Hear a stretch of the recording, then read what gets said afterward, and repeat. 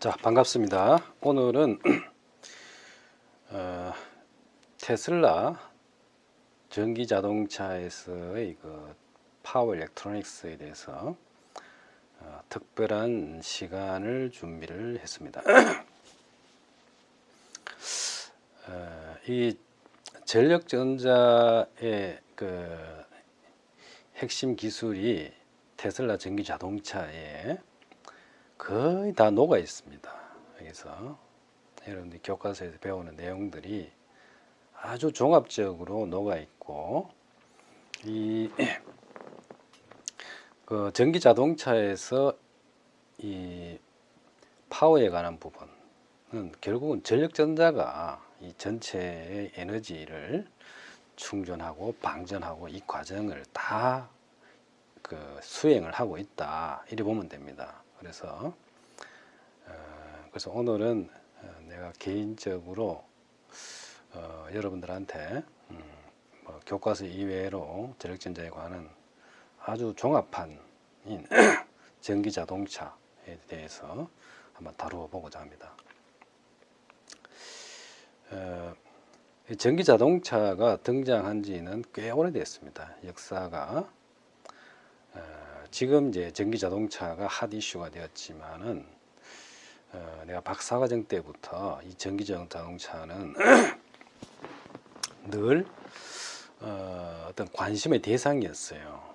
관심 대상이었는데 그때가 한 30년 전의 역사로 거슬러 올라갑니다. 그 당시에는 이제 DC 전동기를 사용해서 전기 자동차에 관한 연구를 수행을 했습니다. 그렇지만은 그것이 실용화되기에는 한계가 있었어요. 그래서 가방 실용화가 참 어렵다는 그 생각이 많이 지배를 했었어요. 그러다가 근래에 들어오면서 이제 에너지 절약에 관한 거, 어떻게 하면은 지구 온난화 문제를 해결할 수 있을까 하는 차원에서 에너지를 사용 효율성을 높이는 것으로 지금 나오고 있는 신재생 에너지, 그리고 전기 자동차, 이렇게 등장을 하고 있습니다. 환경 문제죠. 결국은 지구 환경을 보존하기 위해서는 화석 연료를 사용을 줄여야 된다. 그래서 화석 연료를 사용을 하면은 화석 연료에서 이산화탄소가 발생을 합니다. CO2죠. CO2가 발생을 해서 공기 중에 이산화탄소가 축적이 됩니다. 그래서 이산화탄소는 발생을 하면은 지구의 중력에 이렇게 당겨져가 있어요. 그래서 지구 탈출을 못하게 됩니다. 그래서 공중에 머물러 있기 때문에 이것이 그린하우스 이펙트도 작용을 해서 지구 온난화를 시키는 주 원인으로 작용을 한다고 알려져 있습니다. 그래서 이 이산화탄소의 발생량을 줄이는 것이 결국은 지구 환경을 보존하는 것이다. 그리고 결국 이산화탄소의 발생 원인은 화석 연료를 사용해서 발전을 한다든지 여기서 가장 많이 발생을 하게 됩니다. 그래서 하여튼 그 배경 설명은 이렇게 되어 있고, 또 하나의 이제 전기 자동차가 등장한 배경을 보면은 자율주행 자동차가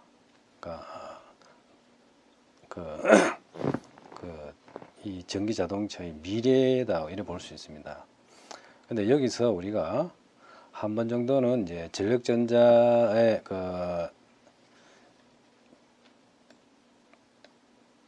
과목에서 등장했던 컨버터를 다루고, 그리고 이것이 앞으로 어떻게 진행될지는 아직도 퀘스천 마크를 나는 보내고 있어요. 그래서 좀 어느 정도는 사용이 됐겠지만은 미래에 전기 자동차가 해결돼야 될 부분들을 이제 같이 그 설명을 하려고 합니다. 자, 기본적으로 이제 전기 자동차에 들어가는 것을 부품을 한번 보죠. 우선 배터리가 들어갑니다. 이 배터리. 에너지 저장 장치죠. 이 배터리. 아마 전기 자동차에 배터리가 많이 들어간다는 거 여러분 알게 될 거예요. 그래서 이제 리튬 이온 배터리가 사용이 되고 있다. 그래서 에너지 밀도가 굉장히 높습니다. 그래서 이 리튬 이온 배터리가 등장함으로 해가지고 전기 자동차가 실용화가 가능하게 되었다. 이래 봅니다. 초창기에 전기 자동차가 등장했을 때는 이 배터리의 에너지 저장하는 밀도가 굉장히 낮았습니다. 근데 리튬 이온 전지가 등장함으로 해가지고 에너지 밀도를 고밀도의 에너지를 저장할 수 있었게 돼 가지고 전기 자동차가 이제 탄생을 하게 됩니다. 여러분들 알고 있는 테슬라 전기 자동차죠. 이 테슬라 전기 자동차뿐만이 아니고 일반적인 전기 자동차에 대한 것도 비슷해요. 그래서 자, 그럼 이 결국은 그 배터리에 있는 에너지를 충전하고 방전하는 그런 부분을 담당하는 것이 바로 전력 전자 기술이 되겠습니다. 그래서 이 충전하는 부분은 우리가 자, DC 차징 패스가 있고 패스 A가 있습니다. 충전 부분. 그 다음에 패스 B가 있습니다. 그래서 패스 A는 DC 충전이고 패스 B는 AC 충전이 됩니다. 그래서 그리고 AC 충전은 이제 외부에서 여러분 한전의 전기 있죠. 220V를 이렇게 그 전기 자동차에 교류를 이렇게 꽂아주면은 그 전기 자동차 내부에 온보드 컨버터가 있습니다. 온보드 파워 컨버터 이 부분이죠. 온보드 파워 컨버터를 통해서 자 AC가 들어가서 이게 AC입니다. 온보드 컨버터의 출력은 DC가 나옵니다. DC. 그래서 쉽게 기능으로 보면은 AC, DC 컨버터니까 그냥 간단하게 보면 이제 그 렉티파이어다 이래 볼 수가 있죠. 여러분 AC, DC 컨버터잖아요, 그죠? 렉티파이어인데 요 충전 패스가 B가 바로 이제 정유기를 안에 그 테슬라 전기 자동차 내부에 그 실장이 되어 있습니다. 그래서 이것을 이제 온보드 파워 컨버터라고 그래요. 그래서 이 정유기 부분이 실장이 되어 있고 이 부분은 여러분들이 이제 그 역률 개선 기능하고 파워 팩터 코렉션이죠. 그 다음에 갈바닉 아이솔레이션. 그거 보면은 이제 트랜스포머가 이제 패러렐로 여러 개가 되어 있어요. 그래서 역률 개선 그 하는 파트가 있고, 그 다음에 역률 개선하에서 나온 전압이 보통 한 부스트 컨버터를 쓰면 한 400V가 나와요. 400V를 DC-DC 컨버터를 통해서 갈바닉 아이솔레이션, 정기적으로 전련을 하는 거죠. 그 세이프티 문제 때문에 이렇게 전련을 해요. 그래서 그러한 기능을 온보드 파워 컨버터 모듈에서 담당을 하고 있습니다. 그래서 이 부분은 이제 AC 차징이라고 보통 이야기를 하고, 그래서 이 전기 자동차의 회사마다 이 용량이 조금 다르더라고요. 어떤 회사는 뭐 3kW짜리도 있고, 이제 과거에는 이제 요 온보드 파워 컨버터 모듈이 작았습니다. 대체로 보면은 테슬라 자동차도 과거에 거 보면은 5kW 이런 데 있고, 최근에 오면서 아마 그 배터리의 용량이 커지다 보니까 온보드 파워 모듈이 테슬라 같은 경우에는 한 좀 커요. 다른 전기 자동차보다 한 10kW, 10kW 정도까지 나옵니다. 그러면은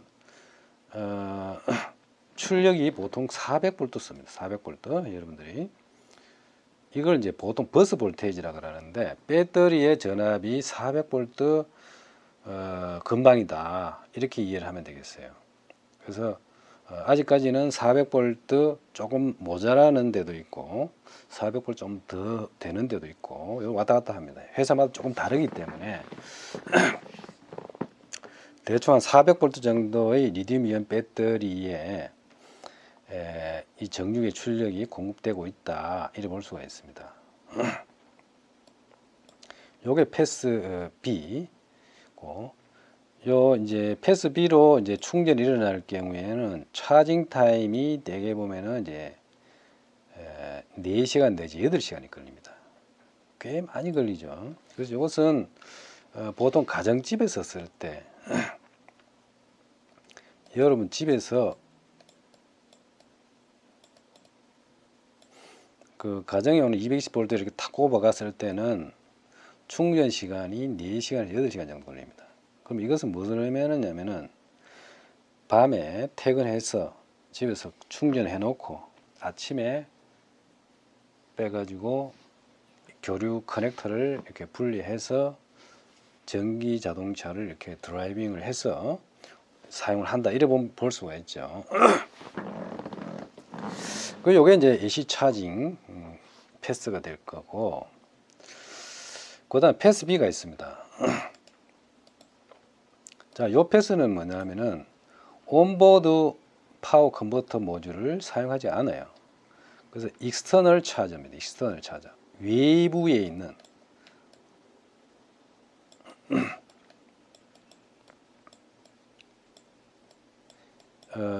외부에 있는 그 DC를 바로 공급하는 이것도 결국은 정육이라 볼 수 있죠.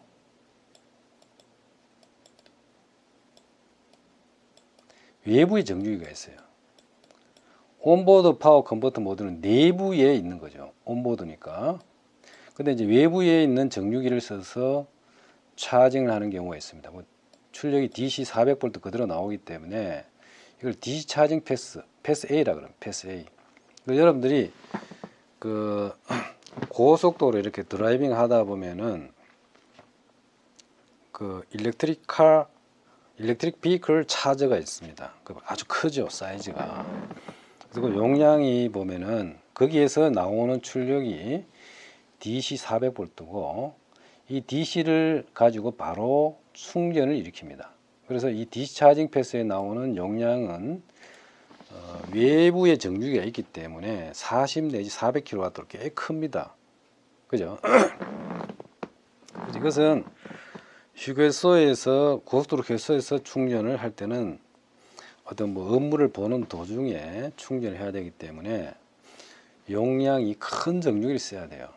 그래서 한 40kW까지 혹은 뭐 100kW, 뭐 200kW도 됩니다만은 꽤 큰 정유기를 써서 아주 짧은 시간에 충전을 해야 됩니다. 이거는 내게 보면 차징 타임이 1시간 정도로 이렇게 보고 있습니다. 내가 직접 안 봤는데 AC 차징 타임이 보통 4시간 걸리니까 10kW 4시간이니까 한 40kW로 충전기를 쓰면은 1시간 혹은 뭐 풀 차징일 때 쓰는 거죠, 이게.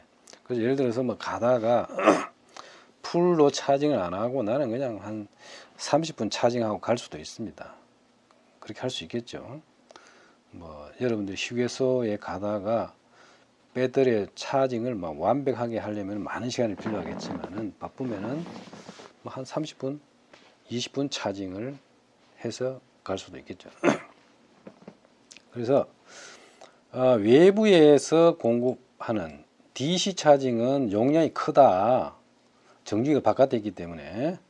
근데 온보드 차징은 온보드 파워 컨버터 차징은 AC를 공급해주고 그리고 차징 타임이 꽤 길다. 이런 차이가 있습니다. 그래서 충전 부분 차징에는 패스가 두 가지가 있다. 하나는 DC 차징, 하나는 AC 차징이 된다. 그리고 여러분들이 가정집에서 하는 것은 보통 그 간단하게 하는 장기간의 충전은 AC 차징을 하게 됩니다. 그리고 바깥에 휴게소에 그 주유소 대신에 어떤 충전소 같은 경우에는 DC 차징을 일으키게 됩니다. 자, 이 부분이 이제 충전부고, 이 충전하면은 이제 DC 400V로 리튬 이온 배터리에 에너지가 충전이 됩니다. 전기 자동차의 이 리튬 이온 배터리를 보면은 굉장히 사이즈가 큽니다. 그래서 아주 여러분 자동차의 밑에 보면은 거의 리튬 이온 배터리를 깔아놨어요. 그래서 한 번 충전에 부산에서 서울까지 정도 요즘에 나옵니다. 만 충전했을 경우에. 근데 과거에는 이제 부산서 대전까지 한 번 충전해서 갔고, 지금은 부산서 서울까지도 갈 수가 있는 그런 게 나옵니다. 아직까지 이 거리의 한계는 있죠. 자, 그다음 충전된 그 배터리 에너지를 이제 인버터를 통해서 DC AC 컨버터죠. 여기 DC는 400V고 AC는 교류를 발생해서 AC 인덕션 모터로 갑니다. AC 유도 전동기로 보내서 이 유도 전동기로 그 회전력을 발생해서 그 회전력을 이용해서 기어를 기어 레이쇼죠. 기어 레이쇼에 의해서 어떤 축을 돌림으로 해가지고 여러분들이 자동차에 드라이빙을 하게 됩니다. 그래서 내부에 이제 AC 모터부터 뒤에 가는 거는 그게 이제 기계적인 부분이 될 거고, 우리가 전력전자 시스템은 바로 인버터죠. 인버터 이 부분. 인버터가 바로 AC 모터를 구동을 하게 된다. 자, 그래서 이 인버터를 사용해서 이제 구동을 하고, 그리고 이제 그 인버터의 그 파워가 이렇게 보면은 이 양방향이에요. 파워가. 그 모터링 할 때는 이렇게 가지만은, 그 다음에 브레이킹 리제너레이팅 할 때는 그 자동차의 운동 에너지를 전기 에너지로 바꿔줘야 되니까 이쪽으로 에너지 플로우가 반대로 흘러요. 이렇게. 그래서 이쪽에서 에너지 플로우가 양방향으로 일어난다는 사실, 바이 디렉셔널 하다는 사실을 여러분들이 기억을 해주게 되겠습니다. 그래서 지금의 자동차는 그 브레이킹 할 때 브레이크 패드에서 그 운동에서 열로 다 보내부잖아요. 열로 보내야 된다 이거죠. 그래서 이제 전기 자동차는 열로 보내는 것이 아니고 이 에너지를 다시 회수를 하는 거죠. 자동차의 운동 에너지 회수를 해서 이 전기 AC 모터가 이제 발전기로 쓰인다 이렇게 볼 수 있죠. 브레이킹 할 때는. 그 다음에 그 가속할 때는 이제 AC 모터로 작용하다가 또 브레이킹 할 때는 이게 모터 겸 제너레이터로서 작용을 한다 이렇게 볼 수가 있습니다. 자, 그 다음에 요 DC-DC 컨버터가 있습니다. 요거는 내부에 있는 전자 부하들이 있어요. 여러분들이 각종 모니터링하고 컨트롤하는 패널에 부품들이 많이 들어가요. 거기에 필요한 파워도 리튬 이온 배터리에 있는 그 에너지를 DC-DC 컨버터를 통해서 가져와서 사용하게 된다.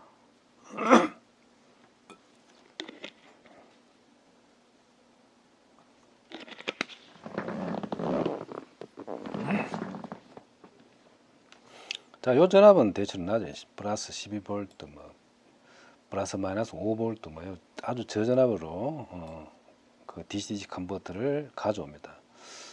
요 DC-DC 컨버터에도 이제 그 갈바닉 아이솔레이션이 필요하겠죠. 400V를 12V 혹은 400V를 5V로 바꿔주는 DC-DC 트랜스포머를 감아 가지고 바꿔주게 됩니다. 이 400V하고 12V는 굉장히 그 전압의 비가 큽니다. 대체로 이제 전압의 비가 400V, 10V 뭐 이 정도로 가면 한 40대 1이 되니까 전압 비가 굉장히 큰 경우에는 그 트랜스포머를 감아 가지고 그 전압 큰 변압비를 얻어냅니다. 그래서 트랜스포머를 감아서 큰 변압비도 없고 또 그 다음에 배터리와 이 계기에 공급하는 어떤 그 전기 사이에 어떤 갈바닉 아이솔레이션, 전기적으로 전련도 하고 다목적용으로 그렇게 쓰고 있다. 그 요 에너지는 뭐 크진 않아요. DCT 컨버터로 이제 계기판에 공급하는 에너지는 크지는 않습니다. 근데 주로 이제 이쪽으로 가는 EPS로 가는 에너지가 대부분이다 이렇게 볼 수 있죠. 자동차를 구동하는 데 사용되는 에너지가 대부분이다 이쪽이. 자, 이렇게 놓고 보면은 전기 자동차는 전력전자 기술의 결정파이다 이렇게 볼 수가 있죠. 자, 여기서 현재 이제 전기 자동차의 어떤 그 리미테이션이라 할까요? 한계를 한번 더 논해 보겠습니다. 내가 전략전자 시간에 한 테슬라가 초창기 나왔을 때 한 뭐 5년 정도 전에 자, 전기 자동차가 그때만 하더라도 이렇게 그 사람들이 주목을 받지 못했던 시기에 내가 아마 수업 시간에 전기 자동차가 좀 상용할 때는 쉽지는 않을 것이다. 그래서 그때 이제 언급했던 것 중에 내가 다시 한번 더 리마인드를 한번 해보면은 자.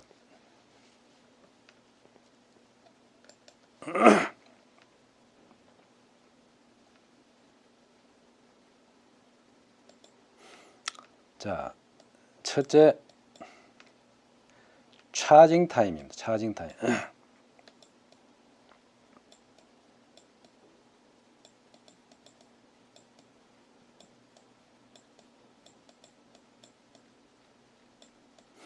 자, 충전 시간이다. 그래. 자, 충전 시간이 자, 지금 보면은 보통 최소한 1시간 이상 걸립니다. 1시간 이상 걸리고 여러분 가정집에서 하더라도 4시간, 8시간이 걸려요.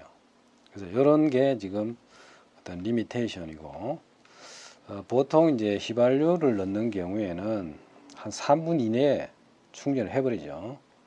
자, 그런 또 그거에 이제 지금 한계가 있고 지금 얼마 전에 이제 그 충전 시간을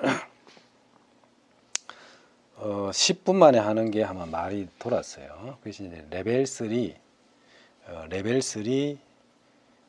차저인데 레벨 3 차저는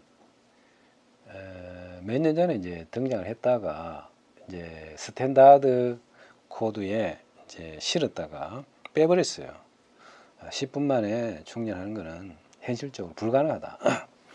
현실성 없다는 이야기. 뭐 불가능한 건 아니에요. 이론적으로 가능한데 한 10분 만에 충전한다는 것은 뭘 의미하느냐 하면은 차저를 만들려면은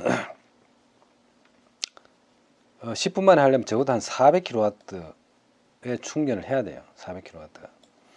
한 40kW를 하면 1시간 정도인데 400kW로 그냥 충전을 할 수는 있겠죠. 충전할 수 있습니다. 400kW짜리. 그런데 문제는 뭐냐면은 이 배터리가 견디지 못해. 배터리가.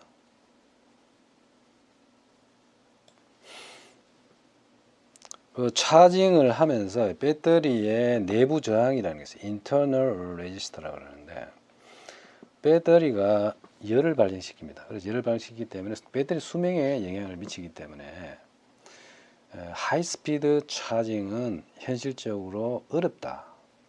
내가 말하는 하이스피드 차징이라는 것은 10% 안을 이야기합니다. 그거는 이제 이론적으로는 가능한데 이 차징 시간을 줄이면 줄일수록 배터리 수명은 굉장히 짧아질 수밖에 없다는 거죠. 그래서 여러분들이 익스터널 차저를 많이 쓰는 거는 여러분 자동차의 배터리를 보면 별로 좋은 방법이 아니에요.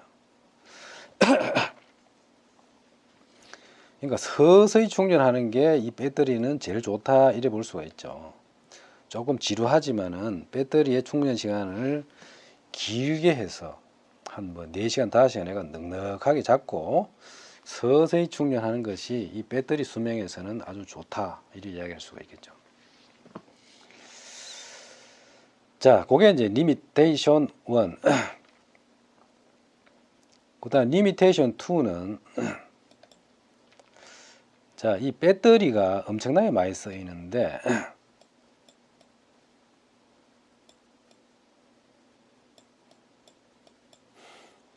배터리를 보통 이제 수명이 10년에서 15년 정도의 그 라이프 타임을 보고 있습니다.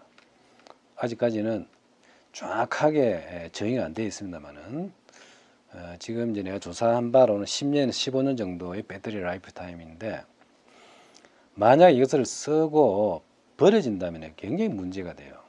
그래서 배터리가 과연 리사이클 가능한가?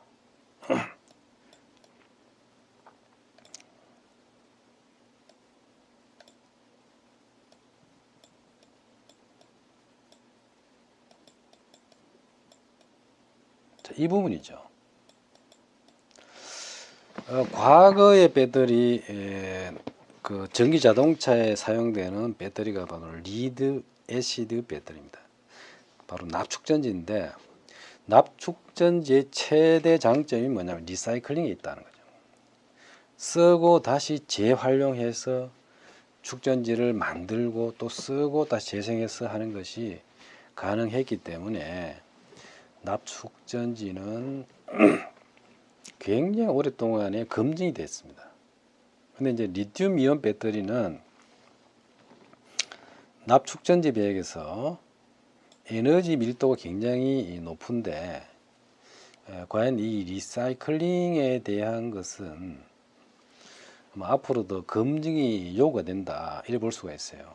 그래서 리사이클링이 가능해야 자 리튬 그 자동차에서 나오는 리튬 이온 배터리가 수명이 다 됐을 때 그 리튬 이온 배터리를 다시 해체를 해서 다음의 리튬 이온 배터리 만드는 데 재활용하고 또 그 다음에 또 쓰고 나서 또 이 리튬 이온 배터리를 가져와서 해체해서 다시 재활용해서 쓰고 이 과정이 어떤 그 이루어져야 지구 환경 보전이라는 궁극적인 목적을 달성할 수가 있게 되는 거죠.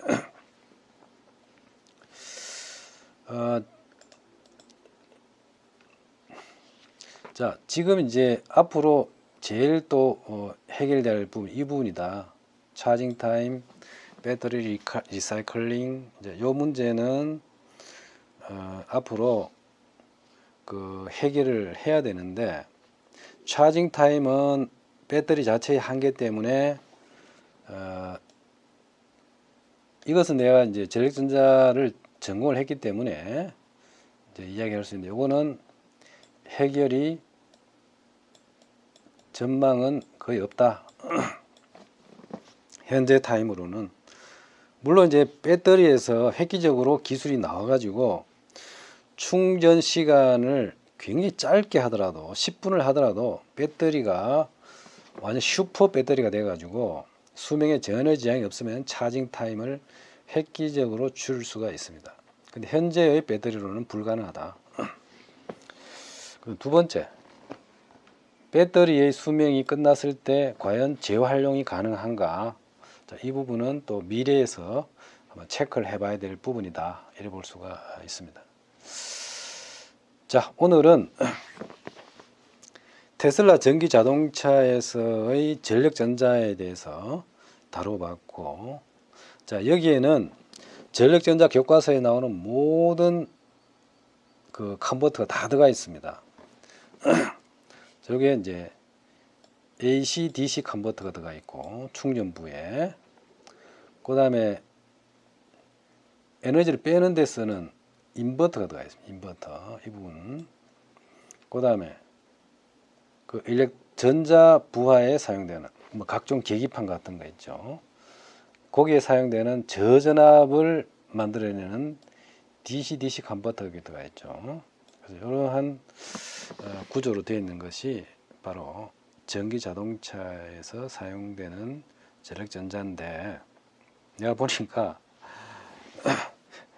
전기 자동차에서 솔직히 전력전자가 차지하는 비중이 그 어마어마하다 이렇게 이야기할 수가 있습니다. 근데 이 기술들이 이 전기 자동차만 쓰는 기술이 아니고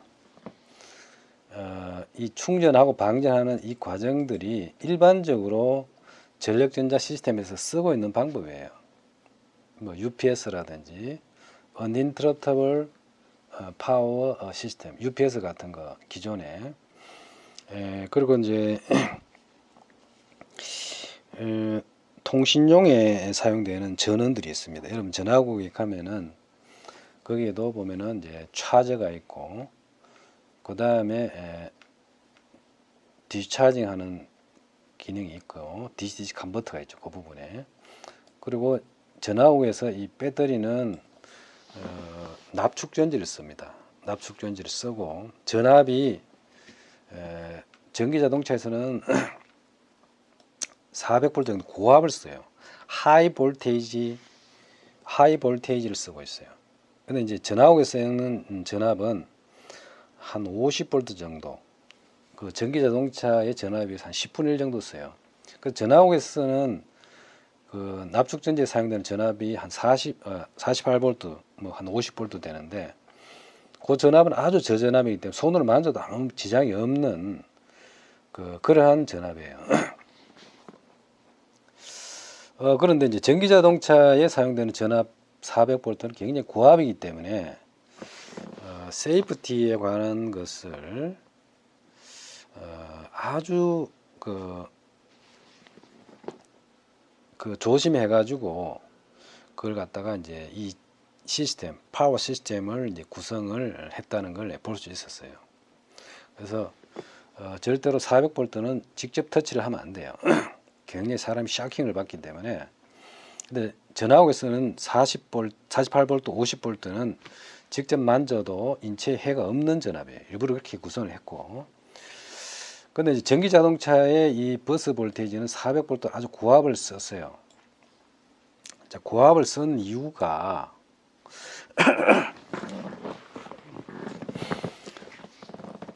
이 에너지 저장 장치에 그 아주 많은 에너지를 저장하기 위해서는 전류도 크고 전압도 커야 됩니다. 전류도 크고 전압이 커야 되는데 전압을 만약에 작게 할 경우에는 전류가 어마어마하게 커요.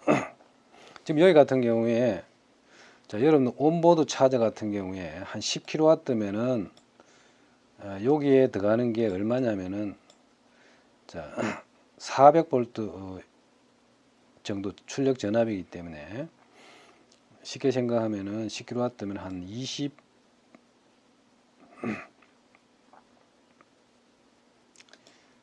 25A 된단 말이야. 이게 지금, 그죠? 400V 25A면은 한 10kW 되죠. 그죠? 400V 곱하기 25A니까 한 10kW 되는데, 이게 만약에 400V가 아니고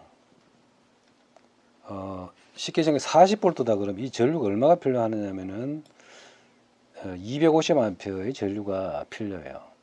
그러면 250A 전류를 공급하려면은 이 와이어의 두께가 엄청 두꺼워야 됩니다. 말도 안 되게 두꺼워야 돼요. 그건 아마 고압을 했기 때문에 400V 20A짜리의 와이어는 어느 정도 그 전기 자동차에 그 깔더라도 그 쉽게 깔 수가 있습니다. 근데 250A의 와이어를 깔려면은 와이어가 너무 많이 굵기 때문에 작업도 힘들고 그래요. 그래서 이 리튬 이온 배터리에 에너지를 많이 저장하기 위해서 400V라는 고압을 전기자동 채택을 하고 있다, 이래 볼 수가 있습니다. 자, 그럼 여기서 한번 보면은 익스터널 차저 같은 경우에 40kW니까 이 패스에 충전되는 전류가 얼마냐면은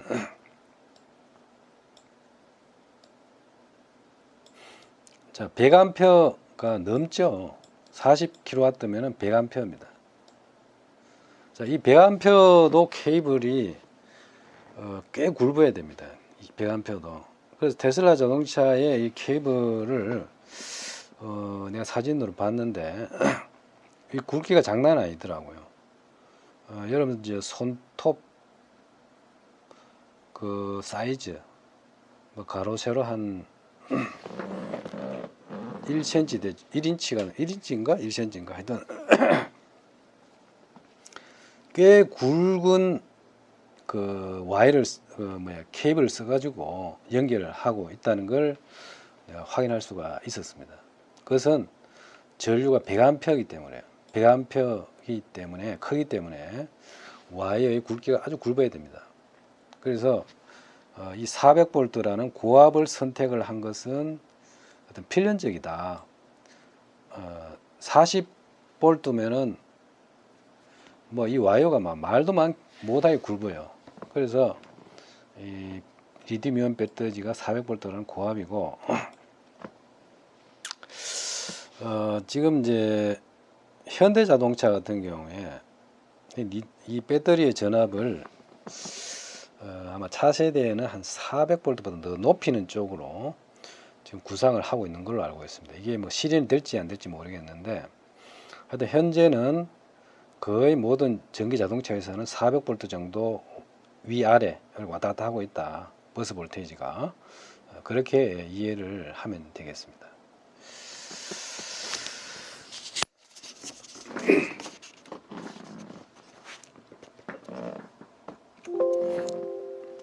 자, 오늘은 전기 자동차에 대해서 한번 다뤄봤습니다.